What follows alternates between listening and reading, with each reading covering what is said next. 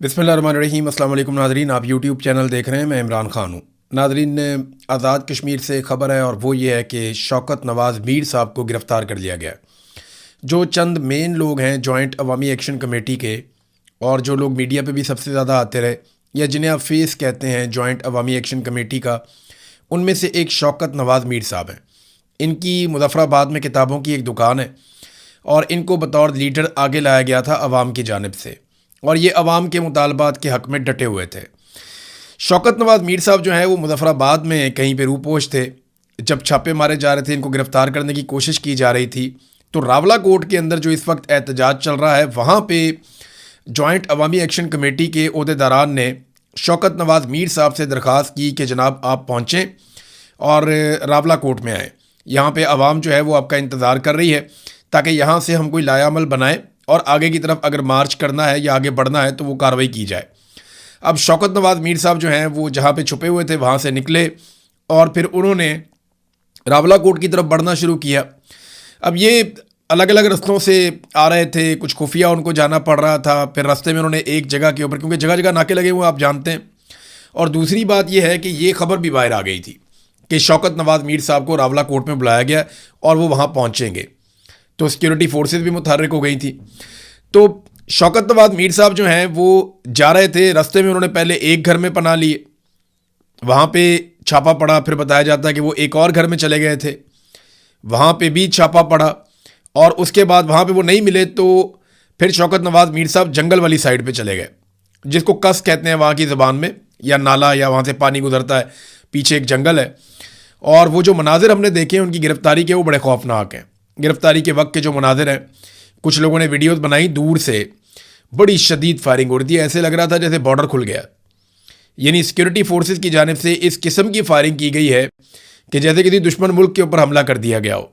Shelling भी की गई, फायरिंग भी की गई, और अब कंफर्म इतलात नहीं है क्योंकि वो पूरा एरिया सिक्योरिटी फोर्सेस ने घेरा हुआ था। बाद में ये खबर आई कि शौकत नवाज़ मीर साहब को जंगल में से गिरफ़्तार कर लिया गया है और मुबैना तौर पे उनको एक गोली लगी है बाजू में। ये जो लोग खबरें दे रहे हैं आज़ाद कश्मीर से, उन्होंने ये दावा किया।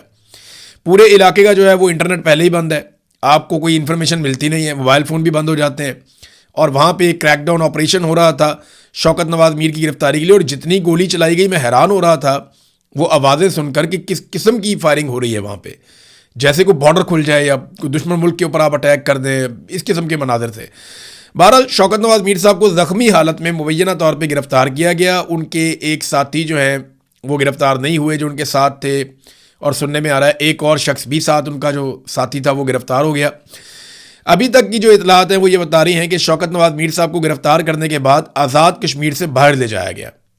अब आज़ाद कश्मीर से निकालेंगे तो रावलपिंडी लेकर जाएंगे। अब आज़ाद कश्मीर में शौकत नवाज़ मीर साहब नहीं हैं, ये आज़ाद कश्मीर का मीडिया क्लेम कर रहा है।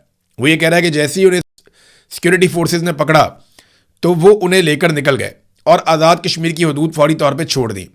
तो ये सिक्योरिटी फोर्सेस की एक बड़ी कामयाबी है कि इस तहरीक का एक मेन आदमी वो सिक्योरिटी फोर्सेस के हाथ लग गया।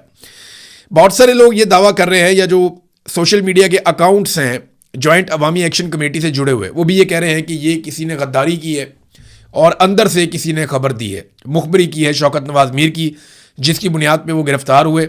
अगर ये मुखबरी ना होती तो वो रावला कोर्ट पहुंच जाते। शौकत नवाज़ मीर साहब अगर रावला कोर्ट पहुंच जाते तो सिचुएशन हुकूमत के लिए शायद और मुश्किल हो जाती, लेकिन इसका रद्द-ए-अमल भी आएगा। अब उमर नज़ीर कश्मीरी साहब ने उसके बाद एक स्टेटमेंट दिया। उन्होंने खुद ये एतराफ़ किया कि हमने उन्हें बुलाया था, वो हमारे कहने पर आ रहे थे, लेकिन रास्ते में उनकी गिरफ़्तारी हो गई है और उन्हें कश्मीर से बाहर मुंतकिल कर दिया गया है। लोगों को इश्तियाल दिलाने की कोशिश की जा रही है और अब रावला कोर्ट में एक बड़े क्रैकडाउन की तैयारियाँ हो रही हैं। पुलिस ने तरदीद कर दी है कि शौकत नवाज़ मीर को गिरफ़्तार नहीं किया गया। अच्छा, ये बड़ा अलार्मिंग है, क्योंकि जब आपने किसी इंसान को लापता करना होता है जबरी तौर पे, तो फिर आप ये कह देते हैं कि पुलिस ने उसको गिरफ़्तार नहीं किया, क्योंकि जिस शख्स को गिरफ़्तारी डाल दी जाए फिर उसको मंजर आम पे लाना पड़ता है, उसे किसी ना किसी अदालत में पेश करना पड़ता है। अब शौकत नवाज़ मीर एक ऐसी शख्सियत है, अगर वो कश्मीर से गिरफ़्तार हो जाते और पुलिस उनकी गिरफ़्तारी डाल देती तो पुलिस को उन्हें अदालत में पेश करना पड़ता, और इस मौके पर पूरा शहर बाहर आ जाता, बहुत बड़ी तादाद में लोग निकल कर आ जाते। तो इस सारी सिचुएशन को अवॉइड करने के लिए उनकी गिरफ़्तारी को छुपा दिया गया और ये दावा किया गया कि उन्हें गिरफ्तार किया ही नहीं गया। तो अब इस वक्त कुल मिला के सूरत हाल ये है कि शौकत नवाज मीर साहब ज़ख्मी भी हैं मुबैना तौर पर, और वो जबरी तौर पर उन्हें गुमशुदा किया गया है और इस वक्त आज़ाद कश्मीर की हदूद से उन्हें बाहर ले जाया जा चुका है। ये है जनाब शौकत नवाज मीर साहब की सूरत हाल। उमर नज़ीर कश्मीरी साहब ये कह रहे हैं कि गन पॉइंट पे शौकत नवाज मीर साहब से कोई बयान भी दिलवाया जा सकता है।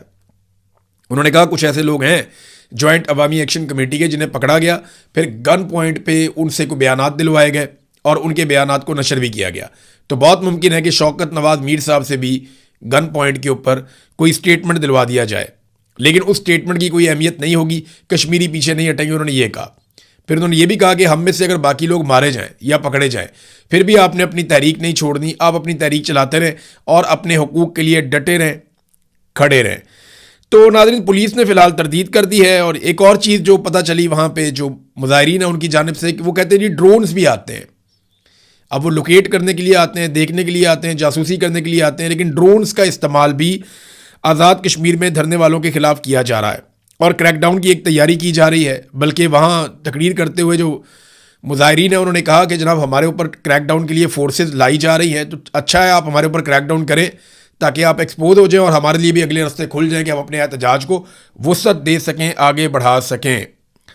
अब ये एक दुकानदार है शौकत नवाज मीर, ये कोई बहुत अमीर आदमी तो है नहीं, कोई बहुत जायदाद वाला आदमी नहीं है, कोई बहुत बड़ा सियासी ख़ानदान नहीं है, कोई बहुत ताकतवर आदमी नहीं है। गुमनाम राहों में मारा भी जाएगा अपने लोगों के हक़ के लिए तो किसी को कोई फ़र्क नहीं पड़ेगा। ये कौन सा कोई नवाज शरीफ है या शहबाज शरीफ है या कोई बहुत बड़ा सरदार है या कोई बहुत बड़ा वडेरा है या कोई बहुत बड़ी ज़ात पात का आदमी है जिसकी बहुत बड़ी जायदाद है, बहुत सारा कुछ उसके पास है। आम आदमी है, गरीब आदमी है, लेकिन गरीब के हुकूक के लिए खड़ा हुआ था।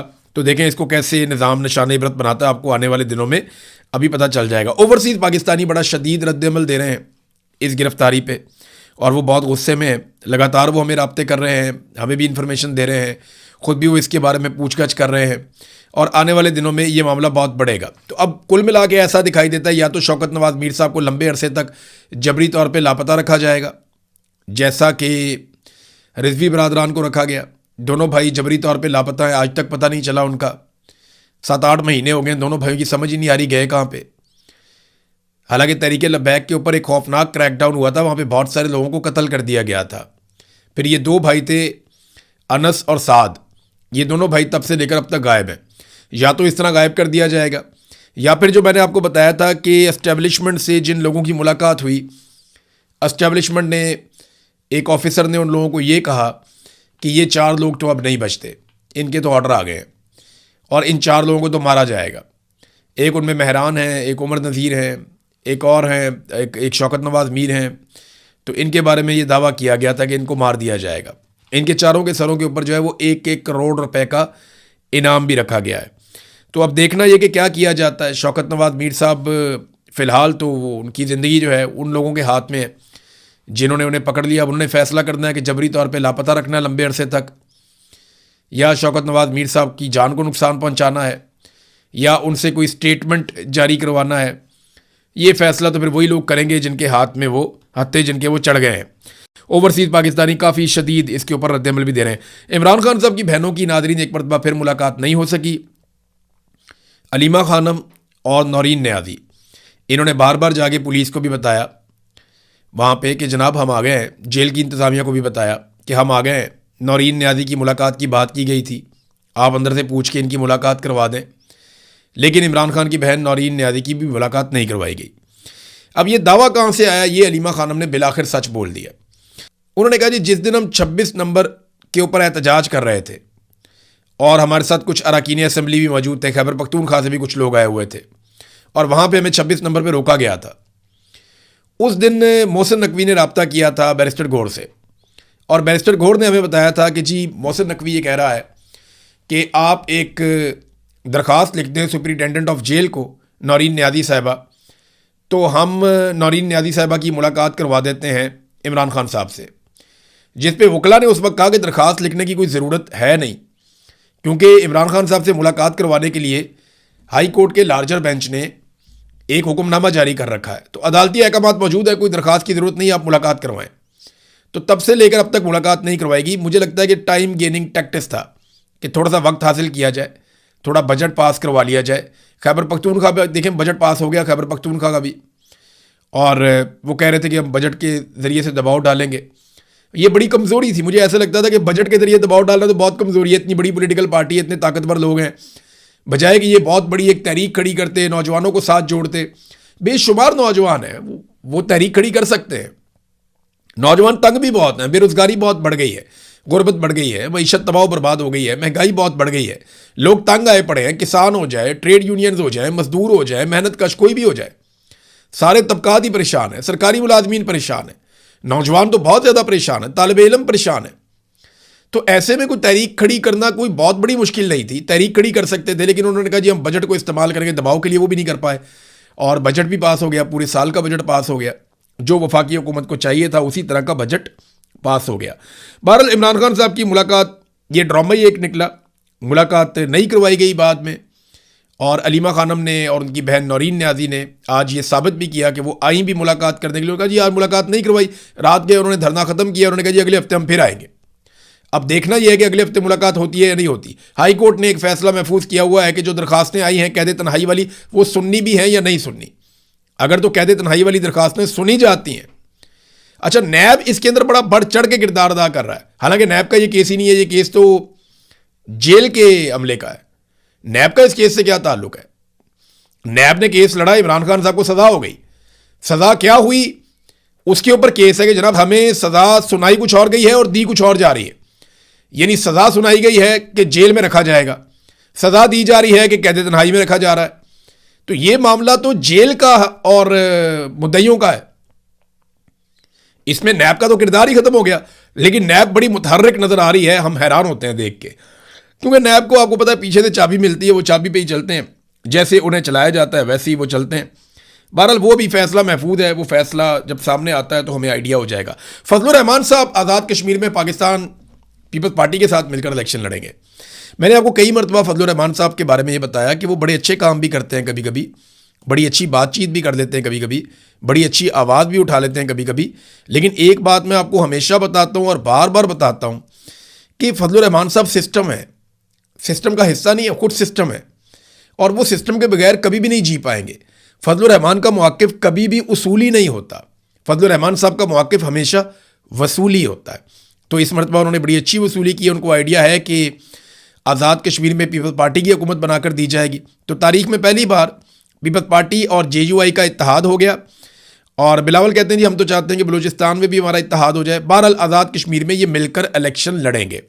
तो फजलुर रहमान साहब ने पहले आज़ाद कश्मीर की बात की, फिर आज़ाद कश्मीर में मुज़ाकरात करवाने की बात की, फिर वहाँ पे जो एहतजाज हो रहा था उसको रुकवाया, फिर उनके लोगों के साथ रब्ता वाब्ता किया, और यहाँ उन्होंने अपनी पोजीशन को थोड़ा ऊपर लेकर आए।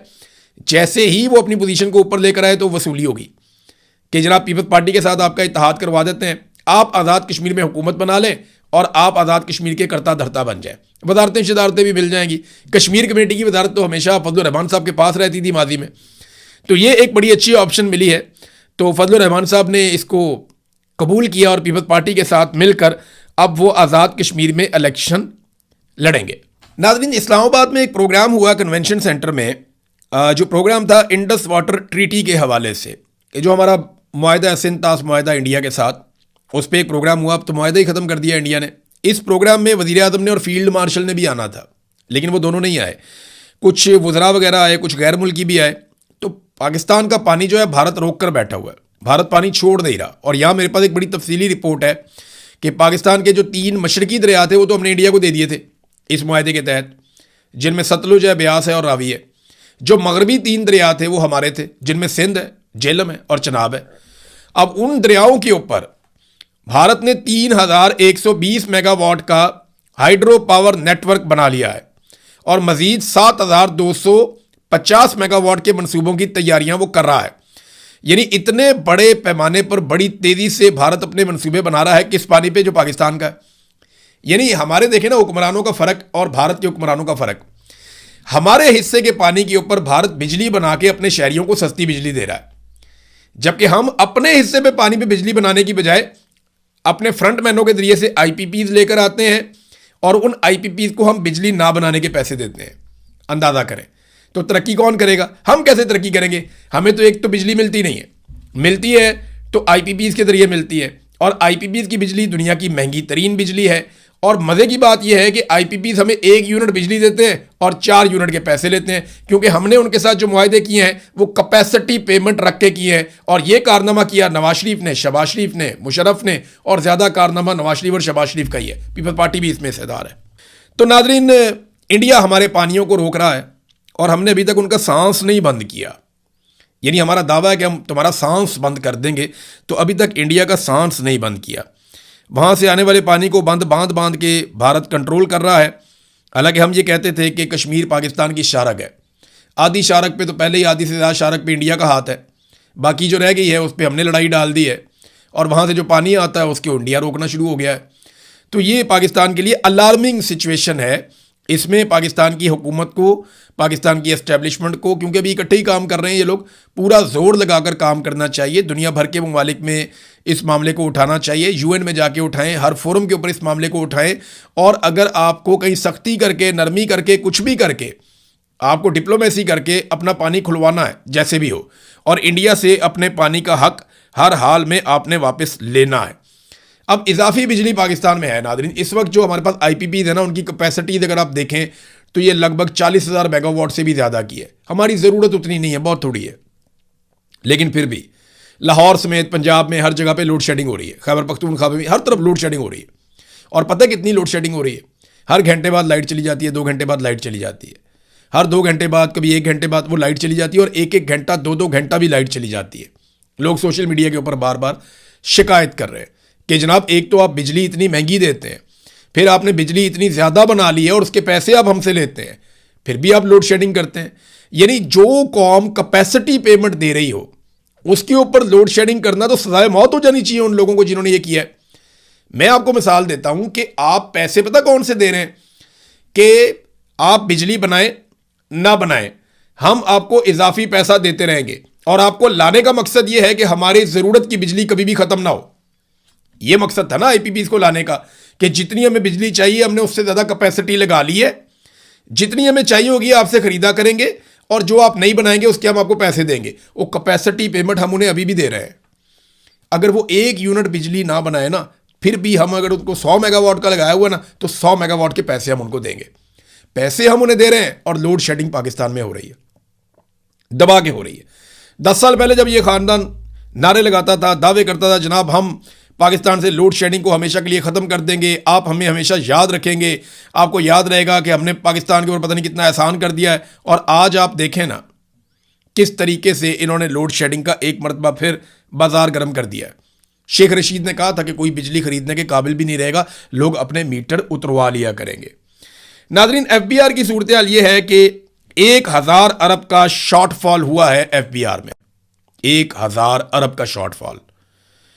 और मज़े की बात यह है कि चेयरमैन एफबीआर वियना में पार्को बोर्ड के इजलास में शिरकत के लिए 6 जुलाई तक छुट्टियों पर है।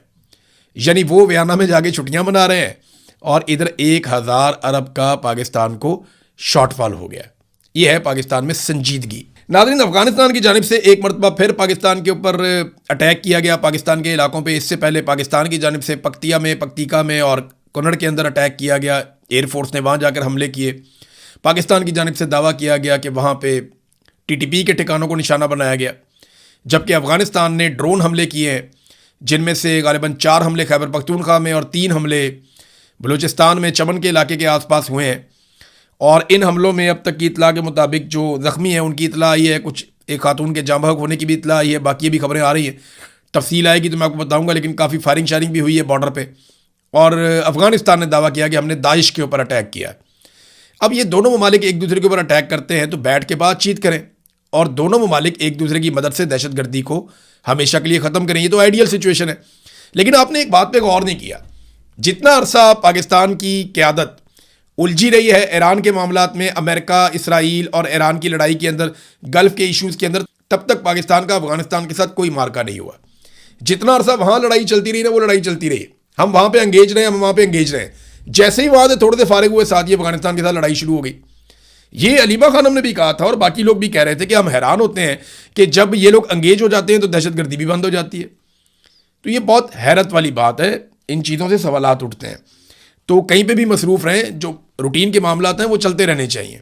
नाज़रीन, आखिरी खबर मैं ईरान के हवाले से आपको दूं कि ईरान में जो मामला है ना वो पूरी तरह से ऐसा लगता है कि जो स्टेट के मामला हैं वो उन कुव्वतों के कंट्रोल में हैं जो बहुत एंटी अमेरिका हैं।